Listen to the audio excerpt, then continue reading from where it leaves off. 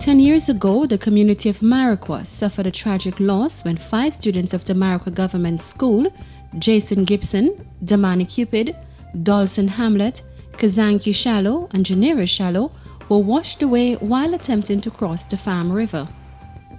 This loss, naturally, has remained vivid in the minds of residents, and more so the parents and teachers of the school.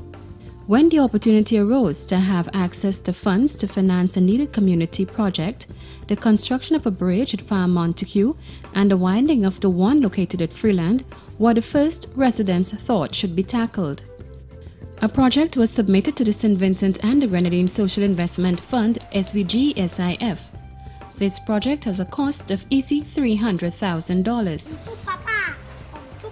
On April 7, a team from SVGSIF, Parliamentary Representative for Marriaqua Honorable Girlie Miguel, and members of the Marriaqua Sports Association, which also has 2 projects funded by SVGSIF, visited the sites of these projects.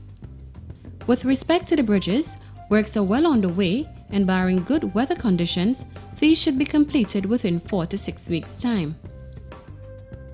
You see, we already finished the abutment. There we take 2 weeks finishing the abutment, and we're decking up there now.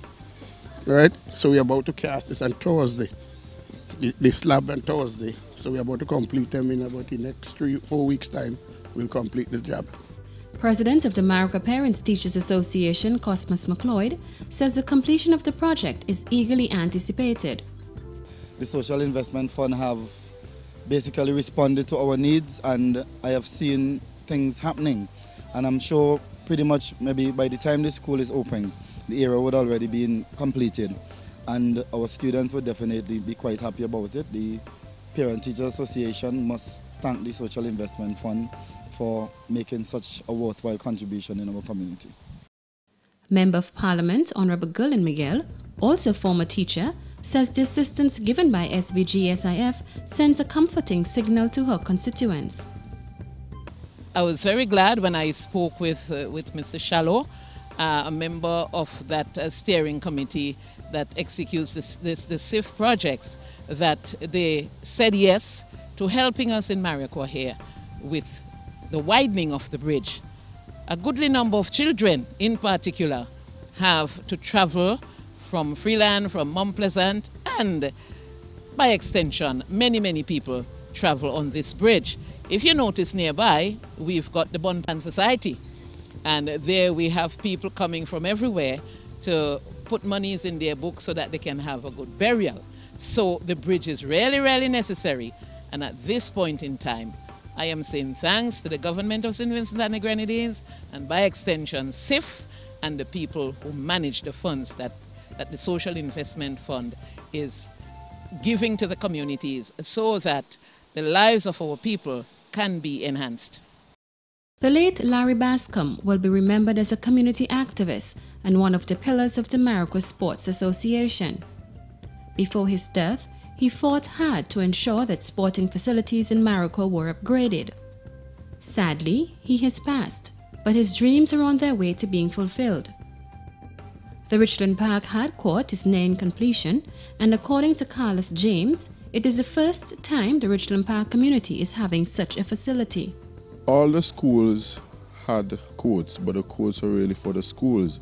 So in terms of getting permission to use them and run tournaments, you used to have to go to the schools, and it will be difficult at times, and sometimes you want a park to do other things, but because it's a school, you can't have it. Currently there's the basketball tournament running, which is being played, as I mentioned before, on the school compound. And it is most likely we are thinking about doing the finals here if things work out to plan. And a lot of the basketball persons in the community are very happy, and especially those who play netball, the Francis, the Cricks, and all those are very grateful for this project. The Richland Park playing field is also being resurfaced. This project, however, is being undertaken by the Basic Needs Trust Fund, BNTF, another government entity aimed at working with communities. I am feeling very happy because a lot of work would have been done on this site. Now, it might have been good for us to see what it looked like before we see what is before us today. But albeit a lot of effort has been put into this by the local community and by extension BNTF, or the Basic Needs Trust Fund.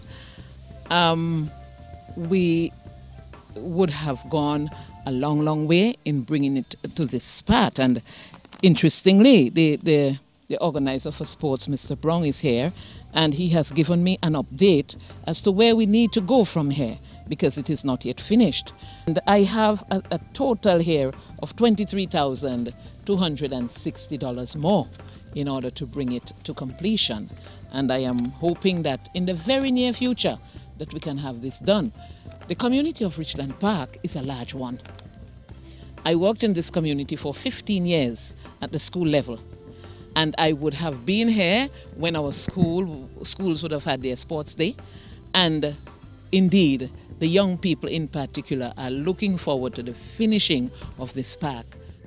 The Cane End playing field is the center of all major activities, be it spiritual, sporting, or cultural in the community.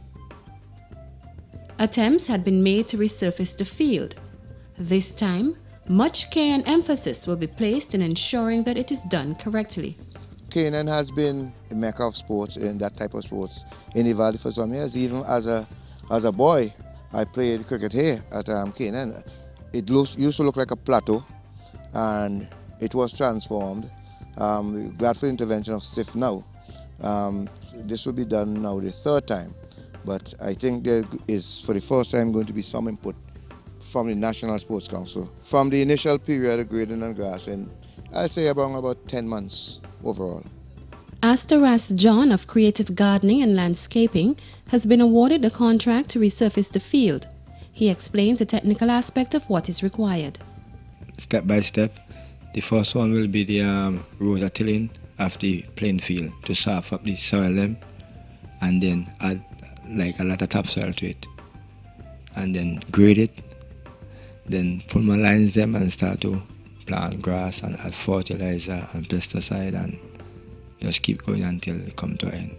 Once you have the right soil, the grass, water, fertilizer, sunlight, you got to go.